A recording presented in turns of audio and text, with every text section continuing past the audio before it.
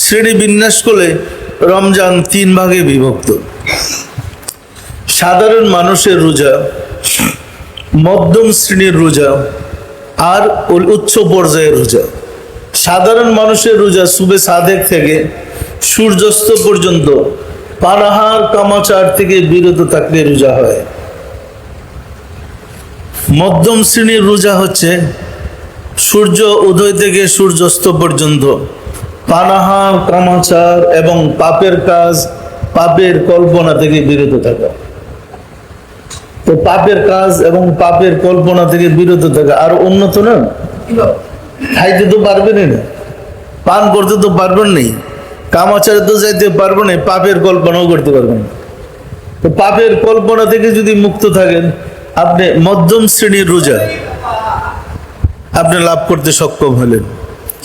আর প্রথম সারির রোজা, ওলি আল্লাহদের রোজা, পানাহার কামাচার পাপাচার পাপের কল্পনা থেকে বিরত থাকা তো আছেই, প্রতিটা মুহূর্তে আল্লাহর খেয়ালে ডুবে থাকা। যে মুহূর্তে আল্লাহর খেয়াল ছেড়ে দিলেন, সেই মুহূর্তে আপনার রোজা নষ্ট হয়ে গেল। সেটা কিন্তু ওলি আল্লাহদের রোজা। আর সেই রোজাটা অর্জন করার জন্যই আমাদের প্রথম সারি, দ্বিতীয় সারি, এরপরে ধাপে ধাপে আমাদের আগে যেতে হবে। মানে তৃতীয় শ্রেণী থেকে দ্বিতীয়, দ্বিতীয় শ্রেণী থেকে প্রথম শ্রেণীতে যেতে হবে। আর সেটা সম্ভব আপনি যদি সার্বক্ষণ কলবের দিকে খেয়াল রাখেন।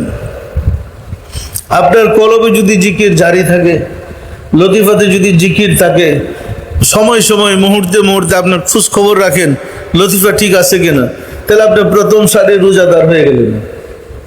আপনার লতিফা যদি সবসময় চালু থাকে, লতিফা বন্ধ না থাকে, আপনার ওই হাকিকতের সিয়াম যেটা রোজা আমার জন্য তার প্রতিদান আমি, সে শক্তিটা আপনার মধ্যে সৃষ্টি হয়ে যাবে।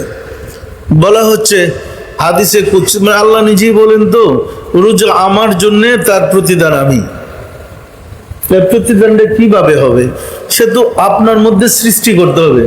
তৃতীয় শ্রেণী থেকে দ্বিতীয় শ্রেণীতে উন্নীত হলেন, দ্বিতীয় থেকে যখন প্রথম সারিতে রোজা আপনার উপনীত হইল, উন্নীত হইল, কিন্তু সর্বাবস্থায় আপনি আল্লাহর খেয়ালেই থাকলেন।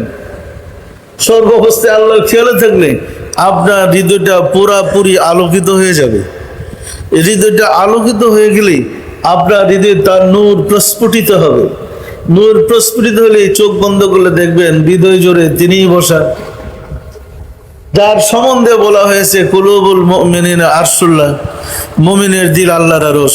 তা আপনাকে সৃষ্টি করতে হবে, ওই পদবিতে আপনাকে গিয়ে পৌঁছতে হবে, আপনাকে কি করতে হবে? তো আমরা যদি এইভাবে ধাপে ধাপে আগিয়ে যাই, মানে প্র্যাকটিক্যাল আমরা দেখব অবস্থাটা কিন্তু এরকমই হবে। সম্মানিত আশিক রাসূলেরা, মহব্বতের সাথে সিয়াম সাধন আমাদের করতে হবে। গত বছর যদি আমরা তৃতীয় শ্রেণীর রোজা পালন করে থাকি, সচেষ্ট হইতে হবে অন্তত এই বছর যেন দ্বিতীয় শ্রেণীতে যেতে পারি।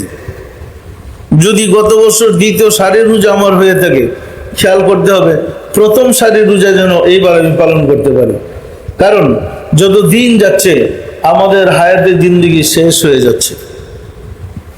মনে রাখবেন, প্রতিটা মুহূর্তে আমাদের হায়াতের জিন্দেগি শেষ হয়ে যাচ্ছে। আমরা দুনিয়াতে থাকা অবস্থায় যদি আল্লাহ এবং আল্লাহ রসুলকে হাসিল করতে না পারি, মৃত্যুর পরে পাওয়ার কোনো সুযোগ, কোনো সম্ভাবনা নেই। সুতরাং দুনিয়াতে থাকতেই আল্লাহ ও রসুলকে আমাদের হাসিল করতে হবে।